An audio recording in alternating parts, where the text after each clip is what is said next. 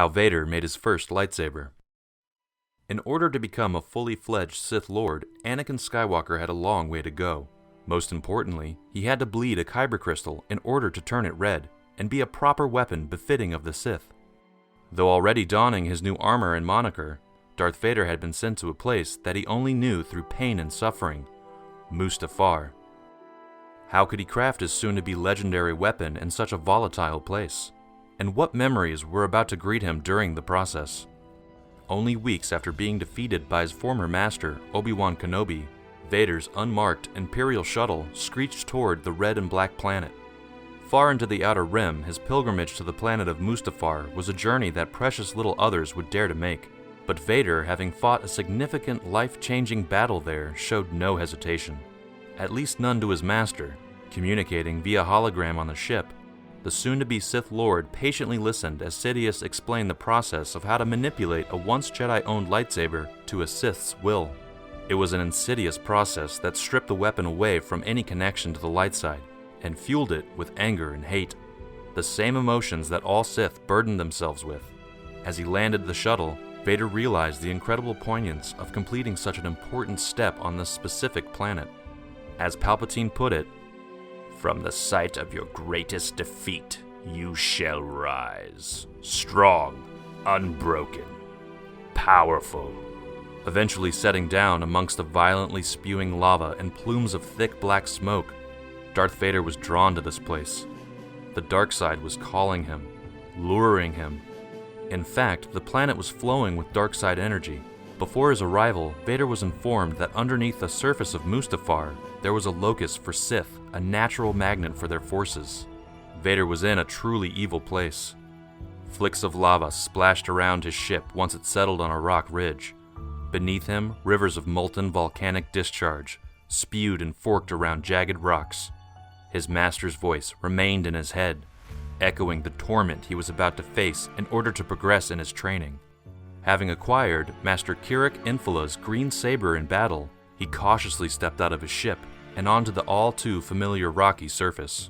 From the moment he ventured out, he drew on the evil forces and nature of the planet core beneath him. As he entered a dark cave, illustrated inside with Sith drawings and scripture, his one instruction regarding Infala's former lightsaber was becoming increasingly clear. "Make it bleed." Lava spilled around the rocky entrance, nearly lapping at Vader's unarmored robotic feet as he strode towards the worktop at the center of the room. There, he knelt down and began dismantling the once Jedi-owned weapon. His mind was singularly fixed on his mission. Soon enough, he reached the kyber crystal within the chassis. Still glowing a vibrant green, he picked up the material and held it against the light. All that stood between him and Sith empowerment was the will of this force-sensitive mineral. He attempted to first break it open with brute force, which he quickly realized wouldn't work, so he resorted to his force powers, standing back to slowly levitate and control the crystal. But as the intensity of evil creeped through, so did the intensity of the light side influence within the stone. Suddenly, a bright blue explosion of force power thrust Vader across the room. Was the stone itself fighting back? How could his dark side powers succumb to this? In a whirlwind, Vader saw a vision of his future, a question that the kyber crystal was proposing. What if you turned back to the light? Vader could see himself wielding a green lightsaber, defeating Palpatine and healing his relationship with Obi-Wan. As his experience became increasingly intensified, Vader's eyes opened once more. He was back in the cave on Mustafar, crystal and hilt still separated on the table. Skywalker was tempted for the slightest moment, but devastatingly, he was not about to let go of all of his dark side training. As he slammed the crystal back on the worktop, he defiantly stated, "No, I refuse. This is all there is." As the Sith illustrations illuminated around him, another powerful force explosion burst from the stone, with Vader forcing himself to maintain a tight grip on it. As he clenched the crystal in his palm, he poured into it all of his pain, fear, rage, and hate. He was turning it to the side of the Sith. Forced to face more visions, this time his mind was painfully and relentlessly tormented with memories of his failures. Seeing the likes of Padme, Palpatine and his conflict with Obi-Wan that led to his dismemberment and beginnings of his transformation into Darth Vader. Force power erupted all around the cave as Vader screamed in agony.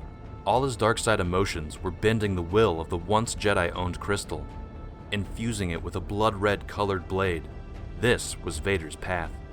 There were no alternatives. There was no going back. Vader had now fully crafted a truly evil and unique tormented weapon.